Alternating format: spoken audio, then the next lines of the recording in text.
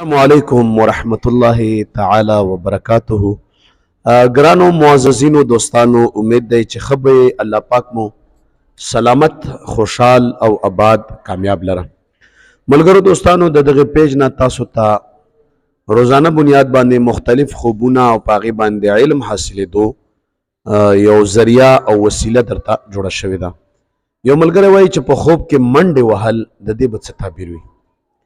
ګرانه دوسته، په خوب کې منډې وهل دا تعبیر دی د مشکلاتو نه د خلاصېدو، د تکالیفو نه د وتو او د غمونو نه د خلاصېدو او امن او خوشحالۍ طرف ته د تلو نشانی ده.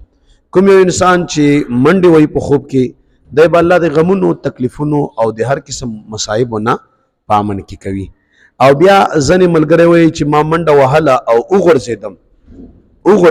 آیا د دې به څه تعبیر وي؟ غورځېدل خو ښه نه دي په خوب کې. کله چې ته په خوب کې وغورځېږې نو د دې تعبیر دا دی چې ته د مشکلات په تا غالبېدی شي، مصایب او مصیبتونه په تا باندې غالبېدی شي، ورانۍ او کمزورۍ او تکالیف د دنیا دا په تا زیاتېدی شي.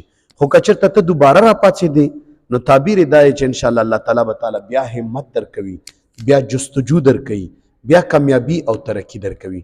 نو په خوب کې غورځېدل خو بیا راپاڅېدل دا د مخکې بیا د ژوند ښه کېدو نشانی ده.